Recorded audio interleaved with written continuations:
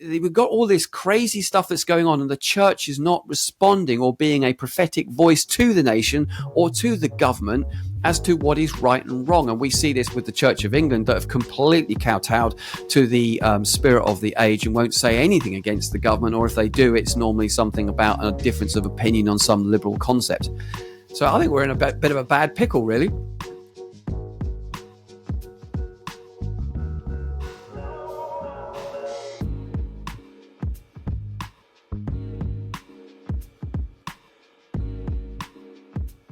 Hello, everyone. This is Andrew and Daphne. Our guest today is Chris Wickland. Now, we've had Chris on a few times before. But Chris, for people that haven't seen those or they don't know who you are, could you just say a bit about where you're from and what you do? Yeah, Chris Wickland. I'm based in the south coast of England, down a place called Fareham, which is sandwiched between Portsmouth and Southampton. I'm a senior pastor of the Living Word Church Network, which has been running we've been doing the job for about 14 years, but the actual network itself and the registered charity has been running for probably about 4 or 5 years now. So, yeah, that's pretty much what we do. We keep busy. We do a lot of stuff on YouTube. We do a lot of podcasts, writing books, all sorts of stuff. So we're always very busy. Okay, and I will get the main links for people to follow you. I'll stick those in the description box. So for people listening, you're watching this, go check out some of those links. We'll put the podcast and all that kind of stuff down there. And we say that because we have been personally impacted by what you do, your podcasts, etc. So we're not just formally saying that, do go check it out. For other previous guests, we don't just formally say it for them either. Be careful, they might be listening. Well, that's why I'm saying this. You just said it's anyway. So we live in interesting times, and we know that you have a big heart for and a big focus on England. Makes sense. Yeah. You live here. But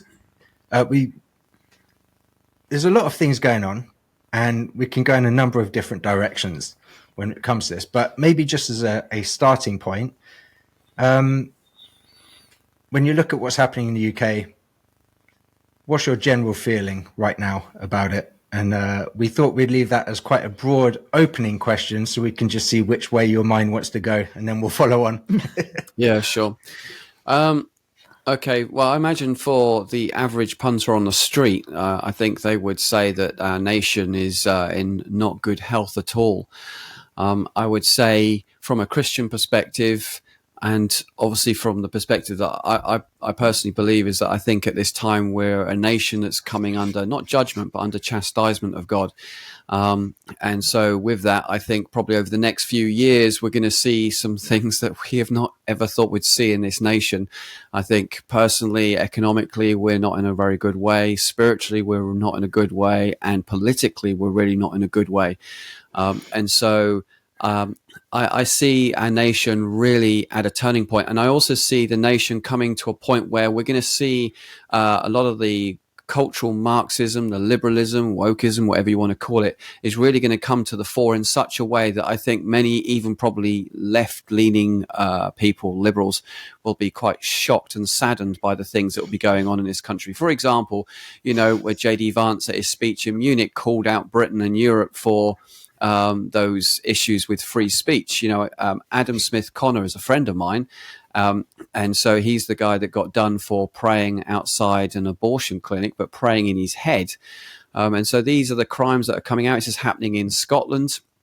And then now with the potential Islamophobia laws that are coming out, which any kind of criticism against Islam, even potential criticism against Hamas, might be considered as hateful and therefore Islamophobic. So we've got some major issues coming up for this nation, and some major freedom of speech, major political issues, all sorts of things. So I think as a nation, I've not seen it this bad and this turbulent, in modern times. And of course, you foresaw this, didn't you? Yes, yeah. Yeah, so I could see where things were going. I felt God was showing me that, as a nation, we were part of that chastisement would be, that He would judge three areas of our society. That would be the spiritual side with the established church, that would be the economy, and that would be our political system as well. But even amidst all of that, God has given me a lot more words which will be released in late May, about, that which is coming, and is always said about a new government that would be arising. Now, what's interesting for me is that when I was getting these prophetic words about a new government that would rise up from nowhere, at that time, that was when Brexit was going on, and it seemed like such a thing couldn't be possible in modern day politics. But now we've seen the meteoric rise of Reform, that they could potentially be the party that I see that's coming, that will actually bring common sense back to British politics. Yeah, I guess with Reform, they were always seen as sort of this outsider who make a lot of noise, but they're really not going to make a massive impact in terms of taking seats in Parliament, all that kind of stuff. But there were recent polling, and I think they came out in the lead in the polls. I think it was a few thousand people that were polled, and it looks like they might actually be causing more of a stir than maybe people had actually anticipated them doing. Yeah, I mean, this is one of the reasons, whether it's true or not, why they are saying that there's a lot of local elections have been cancelled, because they know that Reform would mop up the local council seats, and so that's a big threat to Labour, and so the Labour have said that there can't be any more voting, and they're also doing other things where they're going to amalgamate councils and things. So there's a lot of people are not happy about this and saying this is like putting the brakes onto democracy. So whether that's true or not, I don't know. But Labour do realise and appreciate that actually Reform are doing very well, very, very well. And more so as Labour just keep going forward, they just keep making policy mistake after another, which is just not popular with the mainstream voters, even their own party. So I think Labour are in trouble, but knowing Labour in their mindset as they are at the moment, they will just pig-headedly press on through regardless, because as far as they're concerned, we got the majority vote, and therefore we will govern as we see fit. Presumably the way that the media would communicate this is that we have this alt-right party that's now risen up, full of Nazis and racists and all that kind of stuff. Could you say who are the Reform Party? What are kind of their core beliefs? Why do you think they're like really rising up right now? What are the key issues? There's bigger issues here that's going on in the background. So, for example, the Conservative Party disenfranchised the Conservatives by moving to the far left, and that's why, in part, they lost this general election. But people wanted to give them a good kicking for what they'd done, and that's how, unfortunately, Labour managed to get in through the back door, so to speak. And so the problem is this is an ongoing historical issue where Tories or the Conservative Party have moved further and further to the left, and they've disenfranchised people who would be centre-right. And of course, that's really what Reform are appealing to. Reform, for all intents and purposes, is what I'd call old school conservative values. But unfortunately now, society is so hard left liberal leaning that anyone who's right of Stalin is considered a right-wing thug. So I remember during COVID, when the scripture that was rattling around and with us too was about, and it says about that which will be shaken, and which of course we're seeing. And I thought at the time, without having any foreknowledge, could our monarchy be shaken? I mean, there's almost nothing in our nation more solid than the monarchy. Thousands of years, well, 1,000 years anyway. And I thought, surely the monarchy couldn't be shaken. But as we're looking now, it is being shaken. Do you see that? Yeah, absolutely. And again, we sadly, I do pray for the king most days because the scriptures tell us to do that. But again, he has taken the political left narrative. And so again, a lot of people in Britain are feeling alienated now, even by their own king, by their own parliament. It's really interesting. So I've been out on a few kind of what they call protest marches.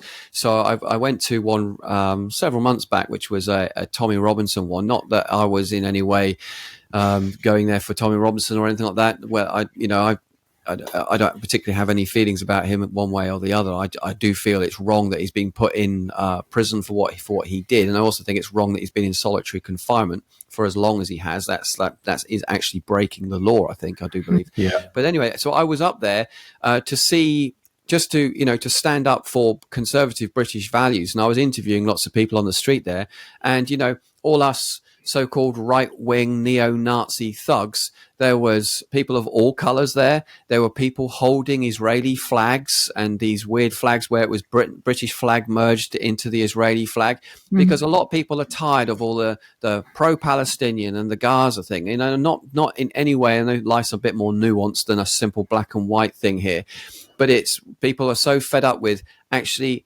Israel have a legitimate right to defend themselves, and Israel also legitimately have a right to defend themselves because of the pogrom that happened on October the 7th. So there was a lot of people there voicing their opinions, which has been ignored by mainstream media. In fact, that whole event, it must have been something 20,000 people there, was for the most part ignored by mainstream media again. And also there were a lot of Christians there that I interviewed, and they were all saying the same thing. You know, they're not right-wing thugs. They were just there because they can see that Western Judeo-Christian values are being lost and eroded and dismantled for the sake of this new postmodern or liquid modernity life in which we live in, where it's now all about hyperliberalism and Islam. And people are tired of this, and the people are tired of their voices not being heard. And so that's why they're speaking up. So it's interesting what's happening in our culture right now. I'm really starting to see this cultural shift. The problem is with that, I'm seeing a real strong divide. So again, when I've been out on these protest marches, you see the hard left, and they are just vehement, they're abusive, they're violent, they're angry. And then you've got the people on the right that are just holding placards and stuff. And it's really quite sad, and it's really quite wearisome. But of course, the problem with our nation is not it's a political problem. The problem with our nation is a spiritual problem, because we created a spiritual vacuum because our nation said, hey, we don't want God anymore. And of course, when you create a spiritual vacuum, you will get something else that will fill it in its place. And instead, we kick Christianity out to the floor, and in its place, we now have Islam coming in. Now, I have nothing against Muslims per se, but the ideology of the left, by embracing Muslims, and whatever they do, they're justified because they're oppressed by a white man Christian religion, it is very dangerous. And that's why, in part, the narrative where people are so, and this is in the church as well, are so pro-Palestinian, is because of this leftist Marxist ideology that white man is the aggressor and the oppressor, where the Muslims are the underdog, and therefore, no matter what they do, even October the 7th, it's really only a result because they're so oppressed, which is just a complete lie. You know, when you said about a spiritual vacuum, I remember saying when the Queen was alive that when she dies, our protection, I believe, will be removed from our nation. Yeah, I believe that.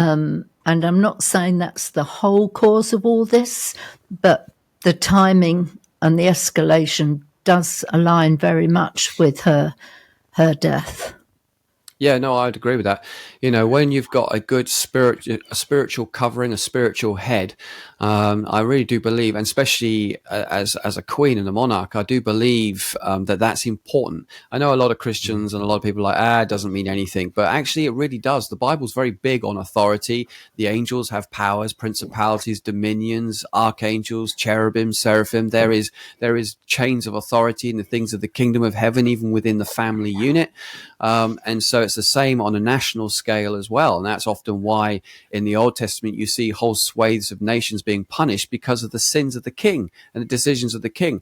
And therefore, if we have a good monarch, I believe that's a real blessing to the country as well. And I believe that she was a restraining force against the forces of evil. And now that she is gone, it's just almost like it's like the sluice gates have opened, and look at what we've got. Look at what we're seeing, and look at what we're seeing at how quickly we're seeing it. You know, in the last 6 months, is it now 6-7 months since Labour have been, just how quickly things have escalated. Yeah. Now, we could be in danger here of saying something that could get us cancelled or arrested or something like that. But as you've alluded to, Keir Starmer did say we do have freedom of speech in England. So we are free to say anything we want in this episode. In order to say something or combat a lot of these different things that we're talking about, we have to have the freedom to do that. If we don't have the freedom to do it and we protest something, we can end up arrested, put in prison, something like that. Now, J.D. Vance comes over. You said earlier on, he calls England out on its freedom of speech issues. People are having a complete meltdown right now about the sort of 5-minute clip of J.D. Vance, President Trump, and Zelensky, and the heated exchange that took place there. But if you watch the full clip, I don't know if you've seen the full, it's like a 45-minute video. No. Actually, the freedom of speech issue in England comes up within that conversation. Someone asks a question about it, and they talk more. And they say, actually, there's been more conversations behind the scenes with Keir Starmer, with counterparts in the UK, calling them out on the lies, them saying there's freedom of speech and them talking about specific issues where people's freedoms were infringed upon in the UK. So they're not just letting it go because Keir Starmer says we have freedom of speech. Can you maybe talk a bit about the US system and the freedom of speech there? Why do they have it? And then what's the difference between there and the UK? And why is there such a big tussle right now with it in the UK? Okay, there's an old saying that says censorship is the midwife of extremism. And so by censorshiping people's voice and opinion is a very dangerous thing to do. So, for example, I remember watching this BBC interview with these two, I can't remember their names off the top of my head, but she was like very pro-liberal and he was quite conservative, and she was like saying, well, you know, I find you very to be offensive. And he was like, well, with respect, you've been offending me for the last half hour and you find no problem. He said, because actually by having difficult conversations, and although that might cause offense, but in the process of having a difficult conversation, we can actually get more to an honest appraisal of events or situations. And so that's, you know, it's like a husband and wife. They have an argument every now and then. It's might get offensive, but because they're trying to work something out and hash something out, it's just being human. We have to have these kind of conversations. But the liberal left woke culture wants to cancel you out and shut you up if you have any other opinion other than their opinion. And so America is in an interesting position right now because it's gone from this very hard liberal left, and now woof overnight with the implementation of things like Doge and stuff, they've gone almost like just center right, and so they're bringing back and pulling America back from the brink of I guess of socialism, Marxist republic, where you can't have freedom of speech, where you can't say certain things. And I think for Trump and Vice President J.D. Vance, they are concerns that's in Britain, especially in Britain, that they're seeing the same thing happen here as they saw it under the previous administration in America. And they realized how oppressive it is, especially to Christians and things like that. So, and they're calling them out. And the reason why they're calling them out on it is because, people like the guy that runs X, Elon Musk, they were threatening him, saying if he comes to the UK, we will arrest him. Or for what? For having an opinion? And that's the problem here. And that's the major concern that the Americans have with the British government. It's like, well, where are you going to draw the line on this? We cannot have you coming up with these laws that will affect American tech companies. And then most certainly we can't have you arresting people because of American cultural values that may be not always in harmony with British culture and values, which again are very left-leaning and not right-leaning. So this is the problem that we have. There has to be. It's like the Islamophobia laws that they're going to try and pass very soon. The trouble is with the Islamophobic law, if it passes, it could be deemed that even criticizing Hamas is Islamophobic because you're criticizing Islamness and all these really vague, undefined concepts. And so the freedom of speech here in the West, I think, is really under attack. Now, the fact that Keir Starmer went, oh, no, we take great pride in our freedoms and freedom of speech in Britain. Forgive me for saying this, but he's an outright liar because he is pushing through legislation to quash and to put down freedom of speech in this nation. The fact that we had some old age pensioner the other day who criticized her local Labour MP, all she said was she wasn't rude to him. She said, in light of what he's done, maybe he should resign. She had the police sent round to her because of her political opinion. This is getting more and more like, Eastern Germany every single day. We're seeing this kind of communistic regime that's like Stasi police almost. Now, this might seem like, oh, this is all just extreme, Chris. But actually, we found out when Nigel Farage had his bank account cancelled because of what happened to him, it then came out that this had been going on to lots of people. But because they're not well known and because they're not in the press or anything like that, it just went under the radar. There's so many things that are going on right now that's going under the radar that our government are getting away with. And not just our government, the previous one as well. So freedom of speech is seriously being eroded. And this is the thing that's really getting my goat, if I must say, is that Christians, for the most part, don't want to get involved, because to get involved would mean I have to be political. And of course, being a Christian, you can't be political. Where does it say that in the Bible? And so we've got all this crazy stuff that's going on, and the church is not responding or being a prophetic voice to the nation or to the government as to what is right and wrong. And we see this with the Church of England, that have completely kowtowed to the spirit of the age and won't say anything against the government, or if they do, it's normally something about a difference of opinion on some liberal concept. So I think we're in a bit of a bad pickle, really. Yeah. Of course, we have seen this with our focus at the minute on Israel. We have seen how, even in that, the church is just bowing down, not speaking up, being silent, and probably the rise of antisemitism, they're not standing up against that. So this silence, in all respects, I mean, don't speak up, you're actually giving it assent. You're not neutral, you're empowering it by your silence. Yes, that's right. To not say something is actually to say something, because you've actually chosen where you stand on this. People might think, well, I'm just being the Switzerland on this, I'm just going to be neutral. There is no neutral on this. And I remember doing a little YouTube video on this particular issue. Even if this, because I know a lot of churches won't touch Israel because it's theologically, it's a landmine for them, because most churches are replacement in their theology, where they believe that the church has replaced Israel. They don't think Israel has any part in anything, even though the Bible, chapters 9 through 10 of Romans, 9 through 11 on Romans is very clear, but there we go. Nevertheless, so the church won't touch Israel because theologically it's a hot potato. She won't touch it because politically it's a hot potato. But it doesn't matter whether this is a theological issue or a political issue. It's a moral issue. When a nation gets attacked, and innocents get raped, murdered, decapitated, and all the crazy things that went on in Israel, to turn around and pretend it didn't happen and to say nothing because we don't want to get involved, because we don't want to be political, we don't want to get theological, I think is a real shocking state of the moral compass of the church in the UK. And they're very quick to put stuff up there about other people in other countries. So it's only Israel where they're like, let's not say anything about this one. But any other country on earth, they're happy to post stuff about a political situation, people being beheaded. It's only Israel where they decide, let's not touch this one. Let's just stay out of it.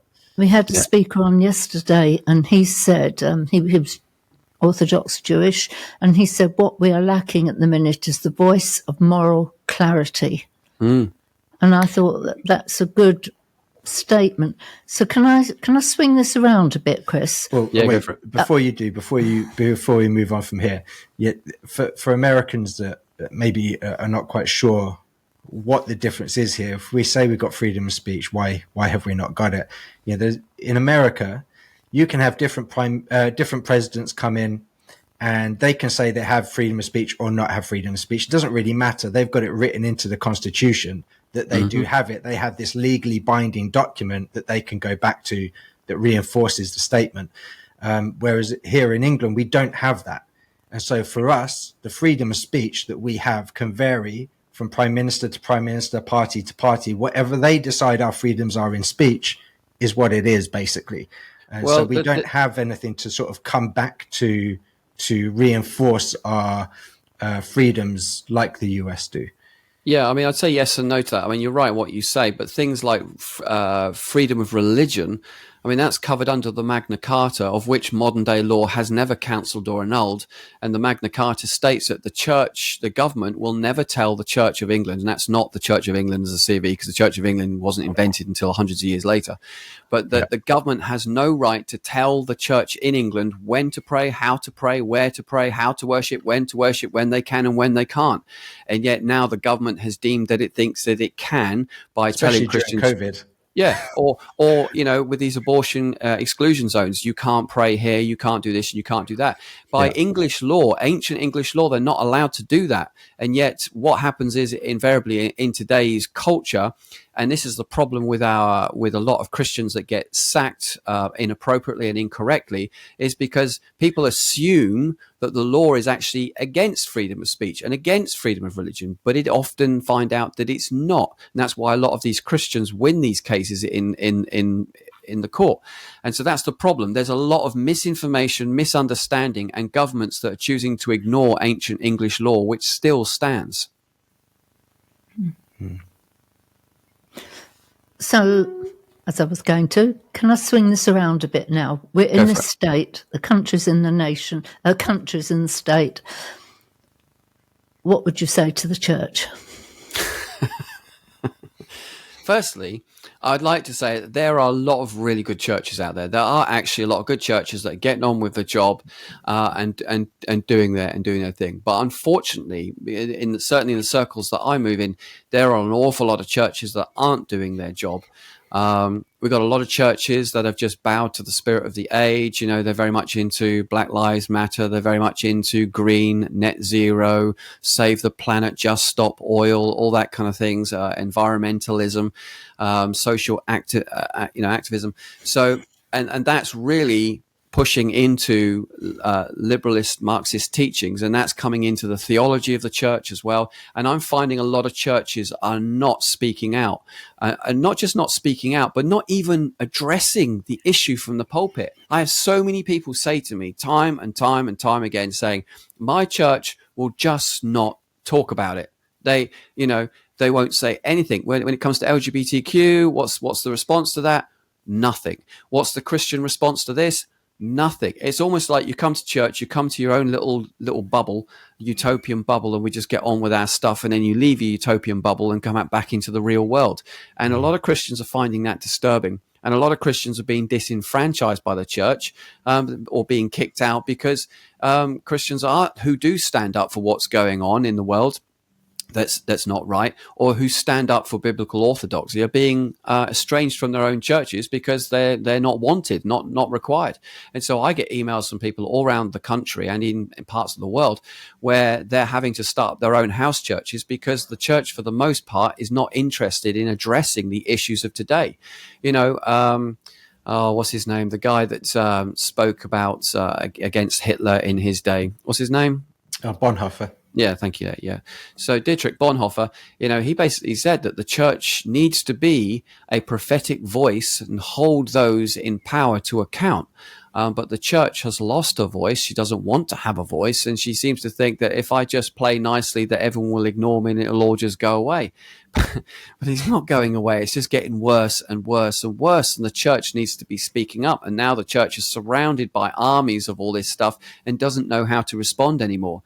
And so my answer to the church is we really need to toughen up. We need to replace our effeminate lettuce leaf Christianity with good old fashioned backbone Christianity, where we remember what was it that we signed up to, that Jesus died for us on the cross, but he also said, hey guys, you need to take up your cross, which means that we have to lay down our lives for the things of the kingdom of God. And sometimes that might mean you lose your job. Sometimes that might mean you're not going to be number one flavor of the month in the workplace because you're speaking up for truth and integrity and righteousness.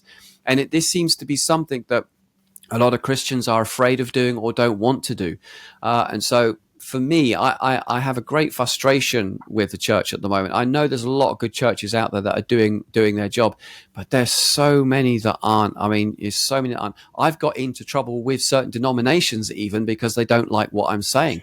I mean, even though what I've said is absolutely true and they agree that it's true, but they don't like it and they call me a Christian fundamentalist. Like that's a bad thing. When they called me a Christian fundamentalist, I was like, finally, someone has recognized it. I believe in the authority of Scripture. Then what's wrong with that? Yeah. But we won't go down that road because we have heard lots of responses to your question, and we won't go down there. But I think one of the big things I think we need to take note of are who are the people around us, the people in our lives who we know we can count on, not who agree with us, but who can have these honest conversations with each other. I mean, we've got to have iron sharpening iron. We can't all go down thinking we're all okay in this one little bubble, but I think we have to have people in our lives that we can go to and we can wrestle these things through and understand what the Bible does say, hold each other to account and support each other. And I know there are many people listening to this podcast who very much appreciate you, Chris, and supportive of you, and we want to be the same, because in your position it's not easy. I know it's not easy, and we do pray that the Lord will indeed strengthen you and keep you, make his face shine upon you, and give you his peace as you stand in the middle of the storms. Yeah, it is nice when you see other people actually saying something. It's like a drop of water in the desert. Is what it feels like in the UK right now. I don't know if you saw the clip of J. John, and someone asked him if he would be, they said you should be the new Archbishop of Canterbury. And he said, I would be terrible to be that. And he said, if I was, I would ask 3 questions of all the leaders in the Church of England. One of them is, do you love Jesus? And he basically implied that he would have to fire hundreds of them. So that's right. You know, there are others also calling out some of the denominations and the direction they've gone in. But yeah, you see clips like that and it's like, oh, a drop of water. It feels so dry out here. I'm glad that, you know, someone has said something. Now, he wasn't necessarily talking about specific issues, talking about a larger issue in terms of love for Jesus anyway. But one of the, maybe we can finish on talking about Israel. Yeah.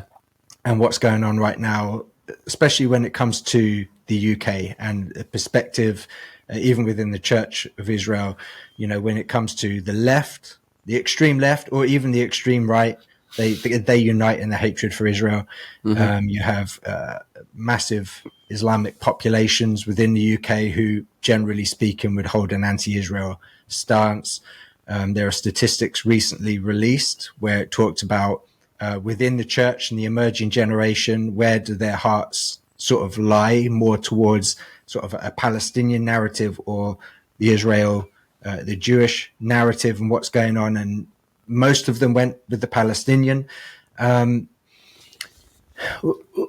What's your feeling around the subject of Israel, the Jewish people, and it may be even more specifically the Jewish population within the UK, who for many of them are terrified? We hear from some of them, they say they're scared to leave their homes. This is the state that we have. Our England, our home is in such a state, Jewish people are scared to leave their homes. What are your thoughts around some of these things? I mean, it really takes the biscuit when the Jewish community are told not to wear their kipporas just in case they incite Muslims to get angry at them. And it's like, well, no, that's not the way this works. They are allowed to be Jewish. Why is it okay for them to be Muslims and hate Jews, but they can't be Jews by wearing the kippora? I mean, this is the state of affairs in Britain, and this is why a lot of Jews are very fearful and not happy right now. You know, I remember when the Jews, I got some Jewish friends, and when Jeremy Corbyn was potentially going to become prime minister, they were seriously thinking about packing and leaving. Yeah. And I don't think any of the Jewish community realized just how bad it would get since October the 7th.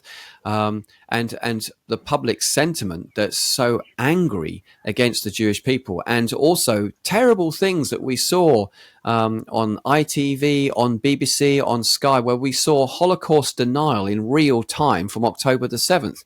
You know, did Hamas allegedly do all this? And then quickly it moved on from the atrocities of Hamas to, well, allegedly, then to, Israel are guilty of genocide.